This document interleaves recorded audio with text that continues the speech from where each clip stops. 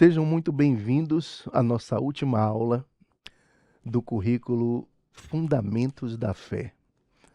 Essa última aula é um bate-papo a respeito de tudo que aconteceu ao longo desse ano de 2024.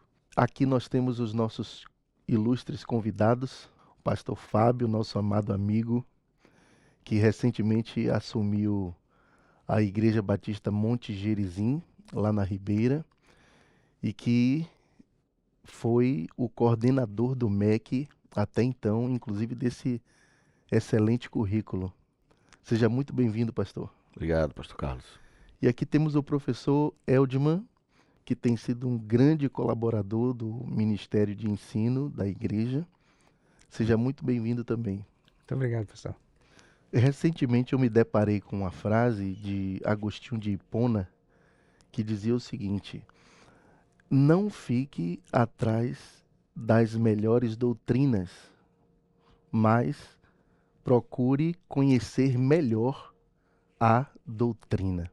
Ele falou isso lá entre o século IV e V da nossa era, né? E me dá a impressão de que parece que ele está falando para os dias de hoje, onde nós percebemos que muitos lidam com o evangelho de uma maneira muito fluida, sem consistência. Eu queria saber de vocês, essa percepção é coerente ou ela está equivocada? Eu concordo. Acho que hoje as pessoas estão buscando, procurando em muitas fontes, em muitos lugares. E a internet está aí, é um campo muito vasto, importante, bom. Eu acho que às vezes as pessoas demonizam muito a internet, mas eu acho que não é por aí. Porém, do mesmo modo que a gente não deve demonizar, a gente não deve acreditar em tudo que está lá, né? Então acho que as pessoas estão buscando, querendo entender o que é que elas devem acreditar, o que é que elas devem crer. Fico triste porque com essa busca as pessoas têm entendido muito mais da doutrina a partir dos outros, a partir do entendimento de outros, do que necessariamente ela buscar esse conhecimento na fonte, que é a palavra de Deus. Quando a gente busca esse conhecimento com outras pessoas e que a gente não vai confirmar na palavra de Deus, não vai buscar na palavra de Deus, se aprofundar na palavra de Deus, a gente acaba sendo apenas meros papagaios da doutrina que os outros creem. E eu acho que é esse um grande problema da igreja brasileira, hoje em dia, aonde a gente tem igrejas que elas não têm uma característica própria denominacional ou uma característica própria biblicamente falando, mas elas estão pegando um pouquinho de cada lugar, né? Então eles estão pegando um pouquinho da vida cristã de um determinado pastor, mas eles acreditam sobre a escatologia de um outro pastor, de um outro teólogo, e as pessoas vão formando a sua teologia a partir da colcha de retalhos da teologia de vários pastores ou de vários teólogos da internet. Então acho que a ideia da IBAN na época, essa foi a conversa que tive com o pastor Abraão na época, era criar uma sequência de estudos sistemáticos da palavra de Deus, buscando na palavra de Deus a resposta para cada uma das coisas, né? Cada uma dessas teologias, dessas teorias do que a Bíblia nos ensina. E não fazer uma colcha de retalhos, mas buscar na fonte e não tentar tecer um juízo de valores a partir de todo mundo.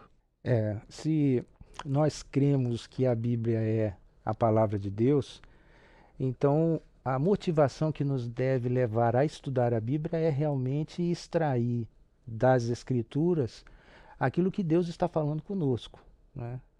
Infelizmente, vemos todo tipo de interpretação que é feita em cima de doutrinas, e muitas pessoas buscam as doutrinas por uma questão de conveniência. Aquilo que me agrada, aquilo que eu concordo, aquilo que me parece mais razoável, quando nós deveríamos então estar realmente voltando para as Escrituras para conhecer exatamente o que Deus está falando conosco através dela.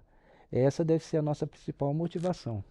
Essa semana, por exemplo, eu tive com um amigo e ele falou que tem ido a igrejas, né? Ele ainda não é um evangélico, um convertido, e eu fiquei feliz.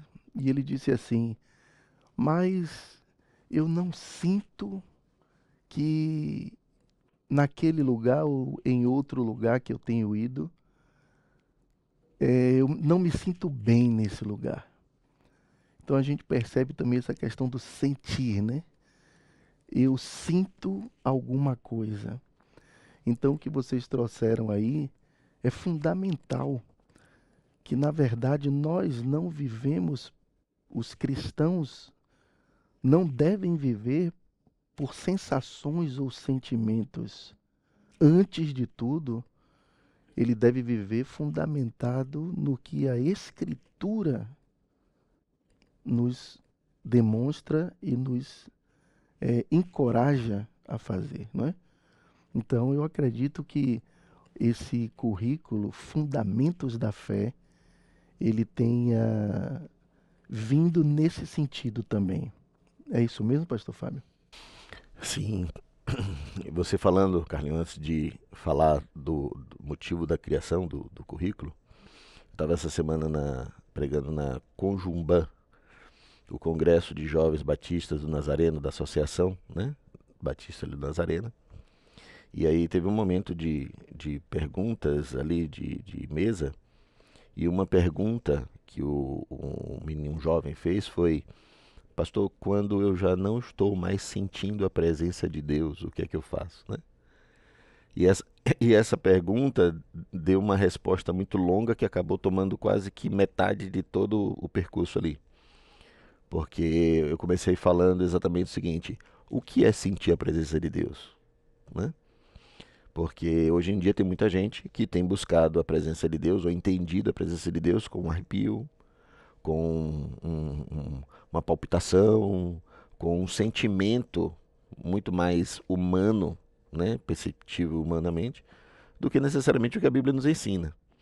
Sentir a presença de Deus, e aí a gente falou lá e a gente discutiu, mas trazendo um resumo aqui, eu peguei e falei de que sentir a presença de Deus é ter a certeza de que você, quando está cometendo um erro, você consegue olhar para você mesmo e dizer assim: preciso voltar atrás.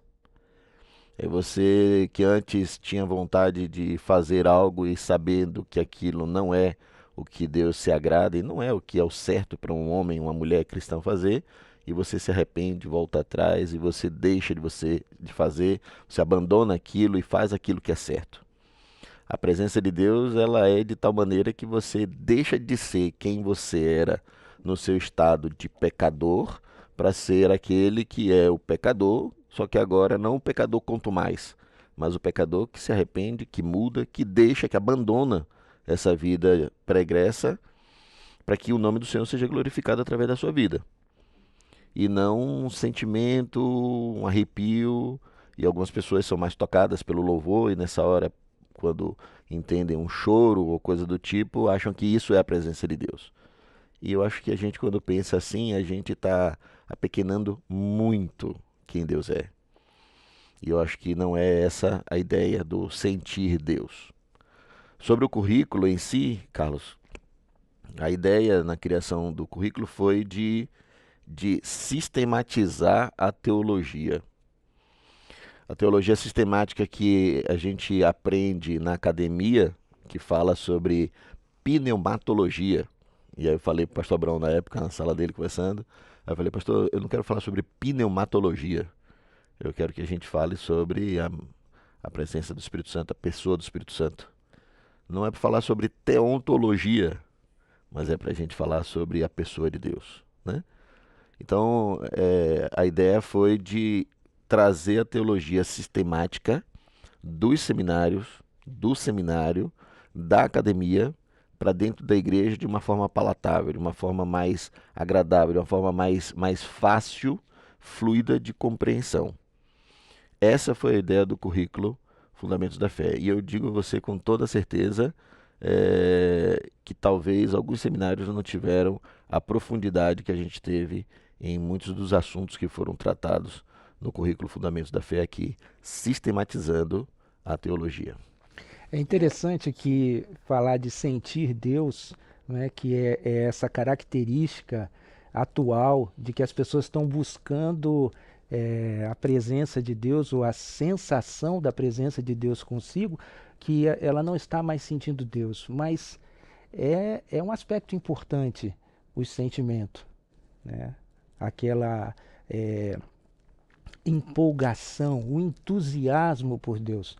Porém, eu entendo que esse sentimento, ela vem da experiência, vem do conhecimento.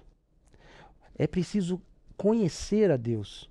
E não é um conhecer intelectual, é um conhecer de caminhar com Deus, é um conhecer de intimidade com Deus. Passa por você saber quem é Deus de forma experimental.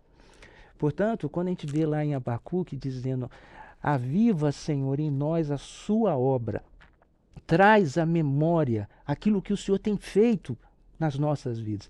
Esse é o verdadeiro avivamento, aquele que é o conhecimento experimental na sua vida. E aí, certamente, a importância do currículo e do estudo das Escrituras é que você pode realmente conhecer a Deus e vivenciar esse Deus. Esse é o verdadeiro avivamento. Você agora me lembrou Charles Spurgeon.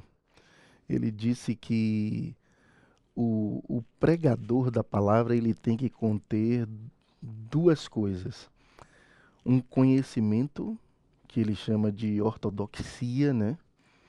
Um conhecimento profundo e fiel às Escrituras, mas ao mesmo tempo paixão, não é?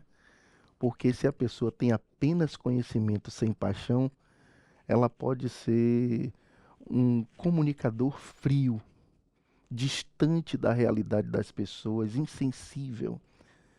Mas se ele é só apaixonado, sem conhecimento, ele pode ser muito ingênuo, impulsivo, não é? Então, essas duas coisas precisam caminhar realmente. Eu vejo no título do currículo Fundamentos da Fé, essa palavra, né? Fundamento. E eu achei interessante e muito apropriado, porque eu acredito, como o próprio pastor Fábio trouxe aqui na sua fala, que a intenção do currículo era exatamente, e continua sendo, porque ele está disponível, né, na página da igreja, no YouTube, lançar, fortalecer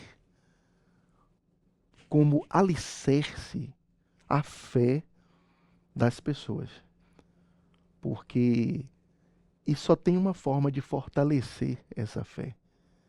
É conhecendo o que Deus revelou de si mesmo nas Escrituras, né? Então, seguindo aqui a nossa sequência, eu queria saber como foi essa experiência nos bastidores. Porque as pessoas estão aí assistindo às aulas, né? E elas já pegam assim o suprassumo, o prato pronto, né? Eu queria ouvir um pouco de vocês como é que foi essa experiência nos bastidores, digamos assim, na cozinha, no preparo desse alimento sólido. Na cozinha com o Consuelo. E a Amanda disse que ela não está podendo fazer mais almoço na igreja, né? Mas, enfim, pensando sobre os bastidores, sempre foi muito fácil trabalhar com a equipe do Decom. Eu nunca tive dificuldade. Para mim sempre foi muito bom. Por conta do profissionalismo, do empenho, da capacidade, da forma como eles sempre buscaram se esmerar para poder fazer as coisas, né? E sempre muito em conjunto, querendo construir junto, pensar junto sobre todo o processo. Então, para mim sempre foi muito tranquilo lidar com todas as questões dos bastidores, do preparo, e aí eu vejo a quantidade de câmeras e vejo a preocupação, e no instante estava entrando aqui, o Gudinho estava entrando e se preocupando com o cabo que estava ali, que talvez estivesse aparecendo e tal. Essa preocupação desses detalhes, que a gente não precisa se preocupar, ela é fantástica, porque a gente deixa essa questão técnica com quem tem capacidade técnica para poder cuidar e fazer com que o que nós estamos transmitindo pelo conteúdo chegue de uma forma muito mais clara, límpida, translúcida, depurada para quem está assistindo a gente. Então, eu louvo a Deus pela equipe, né, do DECOM, e sempre foi muito tranquilo, muito bom, muito prazeroso trabalhar. E quanto aos professores, a elaboração das aulas? Eu, completando o que o pastor Fábio estava dizendo, é um trabalho de muitas mãos, né? Que começa desde a escolha do currículo, pensando de forma integrada, pensando nas necessidades da igreja, dos assuntos que seriam importantes para a igreja naquele momento. Então, são muitas pessoas trabalhando juntas. Graças a Deus, porque Deus distribui os dons para edificação para a igreja, e aí você tem toda essa equipe do DECOM que faz um trabalho excepcional nos bastidores, de fato, e que fazem com que realmente chegue um produto de qualidade até os irmãos. Agora, falando dos professores, eu penso que a parte de estudar o assunto para transmitir o assunto, eu me sinto muito abençoado, porque, na verdade, para poder transmitir algum conhecimento, a gente tem que se esmerar muito no estudo e acaba que nós somos os mais abençoados. Porque quanto mais nós estivermos debruçados sobre as Escrituras, mais nós teremos experimentado e conhecido a respeito das revelações que Deus tem. Então, o ensinar é algo extraordinário. Jesus exerceu vários papéis. Jesus, ele é rei, Jesus é sacerdote, Jesus, ele é evangelista e Jesus é o mestre dos mestres. Jesus, boa parte do seu ministério foi dedicado ao ensino. Os apóstolos foram ensinados diretamente por Jesus e na grande comissão ele comissionou a igreja para ir e ensinar e fazer discípulos. Então é uma missão de todos nós.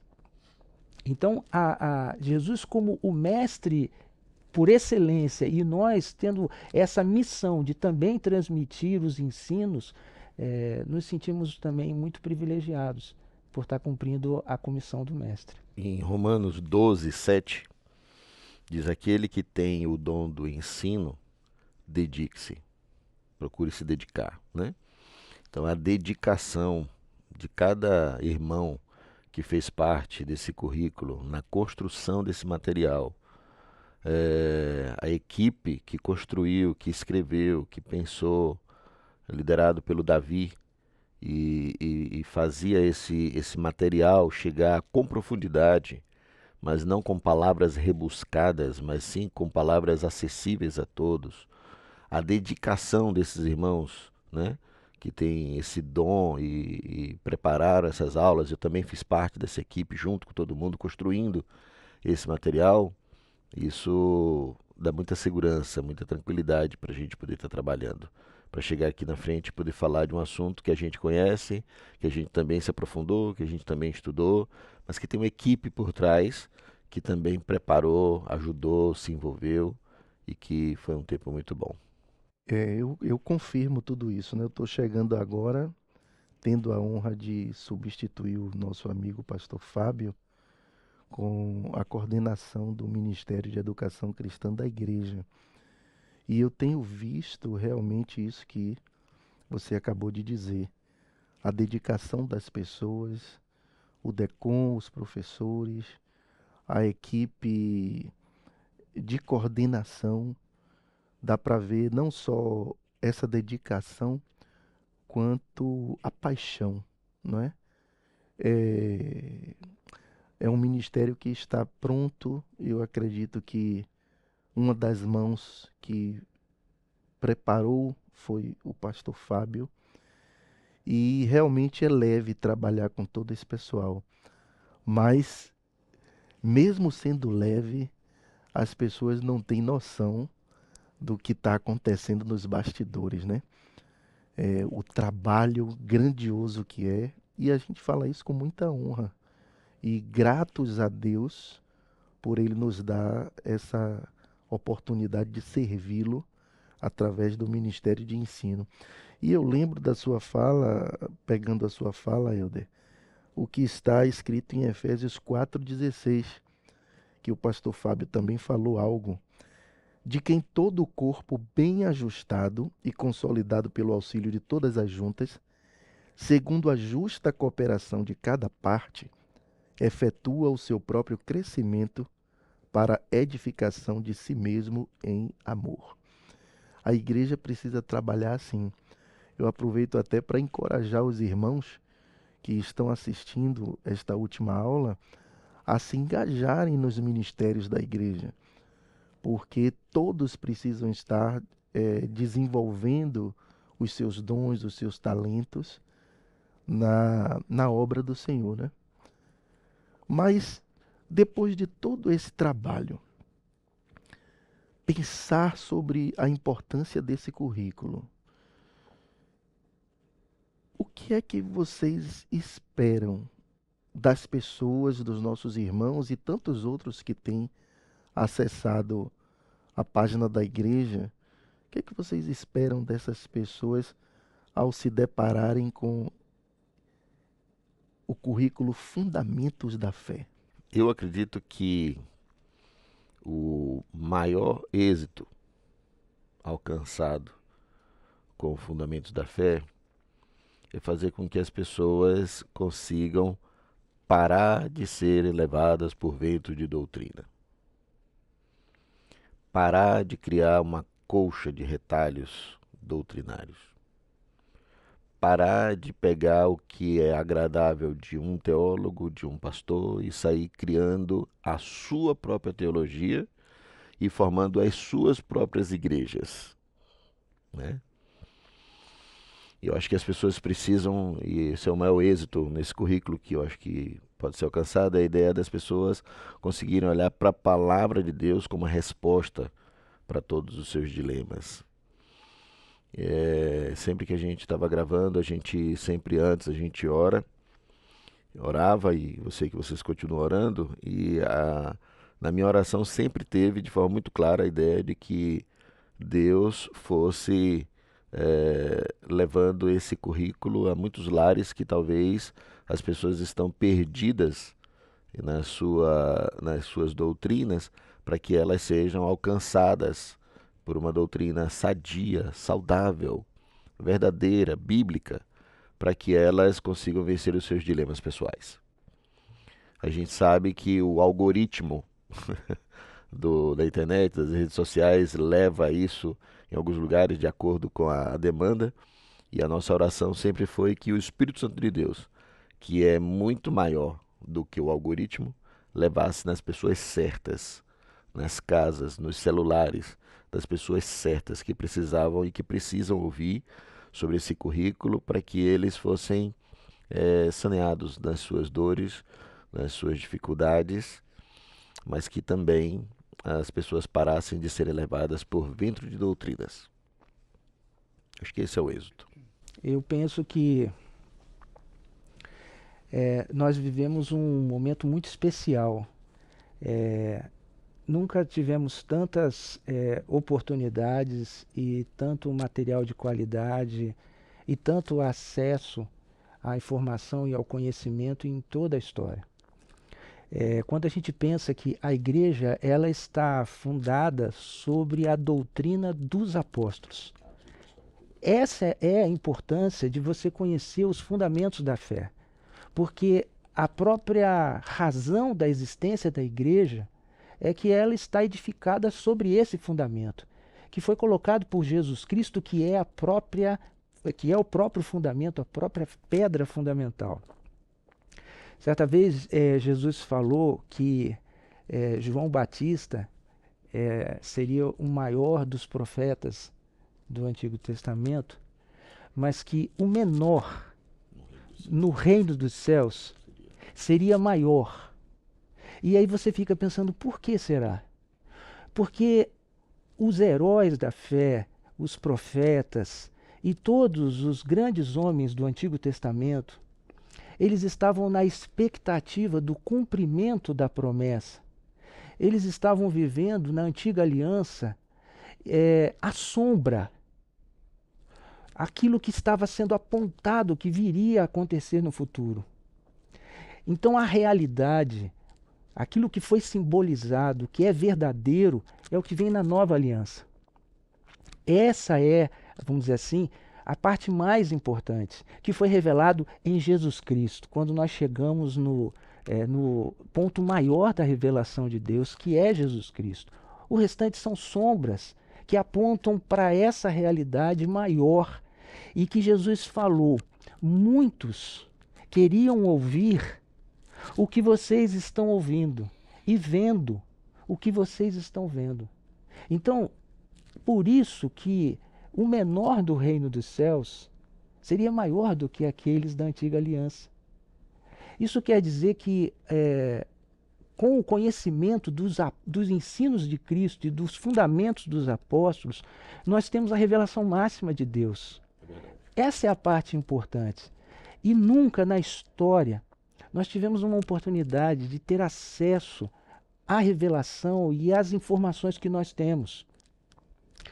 Quando eu penso na história, por exemplo, de João Ferreira de Almeida, que é o tradutor da Bíblia no português, né? As nossas Bíblias em português são por João Ferreira de Almeida. João Ferreira de Almeida, ele era um jovem adolescente quando ele começou a tradução dos manuscritos das línguas originais para o português.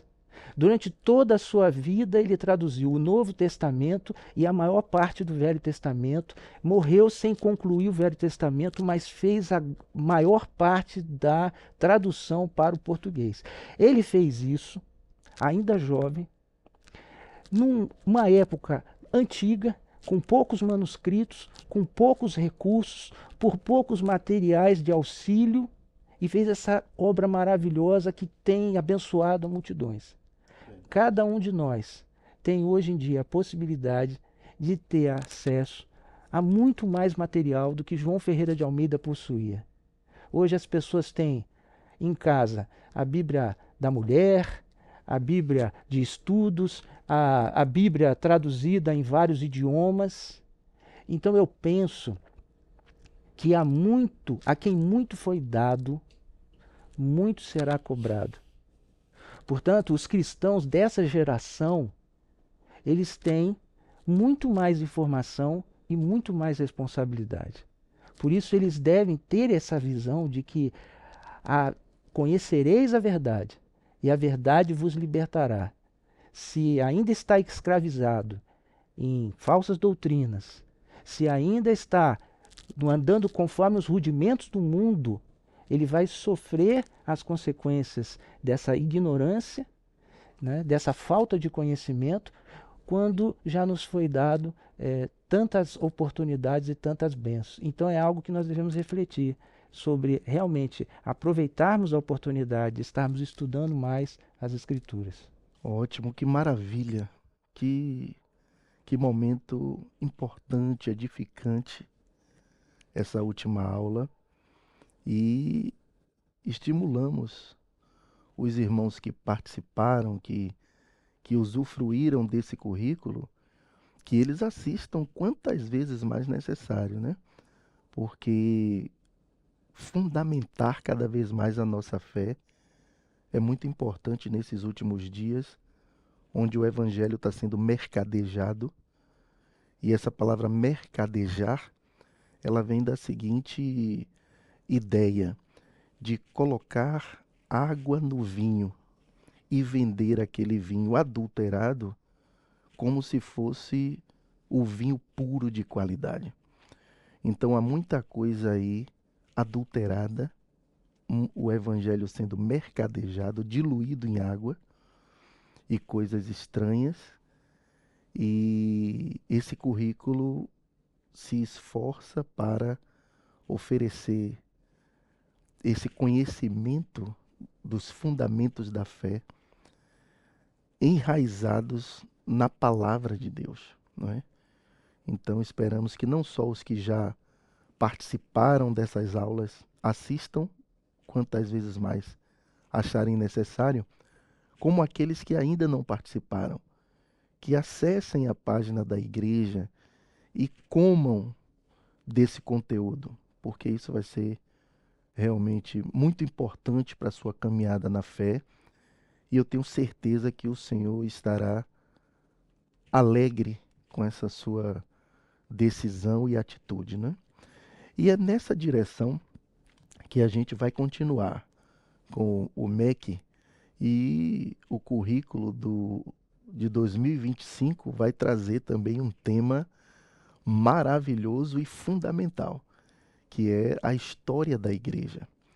Nós iremos estudar a história da igreja desde o livro de Atos até os dias atuais.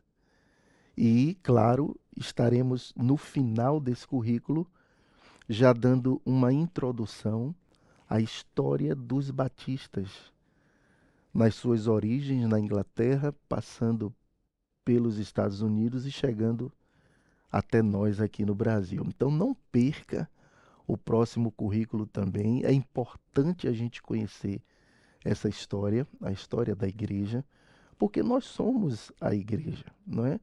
Então como é que eu sou igreja e não conheço essa história maravilhosa?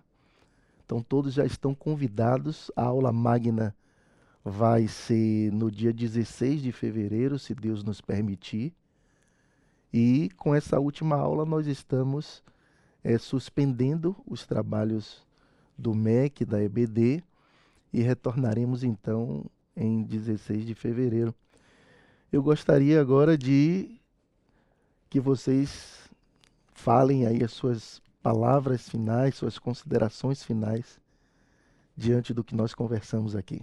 Eu agradeço a Deus, né, pela IBAM, pela igreja, pela equipe que trabalhou em todo o tempo, né, na criação do material, cada professor que pegou esse material e que levou para dentro de sala de aula, que se esmerou, que se preparou, que leu, que estudou, sabe, que ajustou esse material com profundidade para poder ser apresentado para cada sala de aula específica aqui na igreja, né?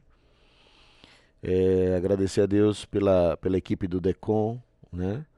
Que se envolveu de forma tão coesa para poder fazer todas as coisas acontecerem. Agradecer ao Davi, que sempre esteve muito do lado, muito perto, muito próximo do Davi. Tenho um carinho muito grande, um respeito muito grande por ele. A toda a equipe de construção do material, né, que a gente também participou, que a gente ajudou, que a gente se envolveu. Agradecer a Deus, né, pela oportunidade de ter feito parte da história da igreja, da IBAM, do MEC, nesse sentido, né? E louvar o Senhor por todas as coisas que Ele tem feito. Deixo aqui meu sincero agradecimento. Eu queria motivar também os irmãos a participarem e assistirem, né, o novo currículo da história da igreja. Quando a gente lê o livro de Atos dos Apóstolos e vai chegando no final do livro de Atos dos Apóstolos, Lucas encerra o livro de Atos e a gente fica com a sensação de que não acabou. A sensação de que eu quero mais.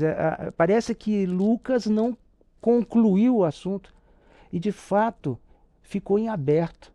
A história da igreja, então, continua. Ela prossegue além de Atos e atravessa os séculos a história da igreja. E é importante a gente conhecer a história da igreja, desse avanço da igreja na terra, cumprindo a grande comissão que Jesus nos deixou. E ao longo desse estudo da história da igreja, a gente percebe que existem acertos e erros também. Existem controvérsias, existem polêmicas, existem discussões que vão gerar respostas que ao longo da história voltam e surgem de novo. Então nós vemos problemas atuais que estão acontecendo hoje, que já foram discutidos no passado, e que já foi resolvido no passado e que ressurgem novamente. Então é importante nós conhecermos a história da igreja Primeiro, porque esses assuntos já foram discutidos e é importante que a gente saiba identificá-los. Segundo, que nós temos, ao longo da história, pessoas que fizeram grandes obras que podem nos inspirar a sermos melhores. E também temos falhas que aconteceram que nós devemos evitar. Então, estudar a história da igreja eu considero um assunto importantíssimo e que certamente será uma bênção para todos aqueles que tiverem a oportunidade de contribuir com esse currículo e também para aqueles que tiverem a oportunidade de acompanhá-los. Dá para perceber então que você já está apaixonado por esse tema também, né? Pois é, meus queridos, foi um grande prazer estar aqui com vocês nesta manhã. Agradeço vocês terem separado esse tempo para estarem aqui gravando essa última aula. Ao pastor Fábio, meu carinho, estamos sempre juntos, apesar de agora estar em Jerizinho, mas estamos sempre juntos. E ao professor Eldman, que eu tenho me aproximado também e admirado muito. Deus abençoe vocês em tudo o que vocês fizerem. Amém. Amém. Queridos, então, assim a gente encerra a nossa aula. E um grande abraço a todos e Deus os abençoe também.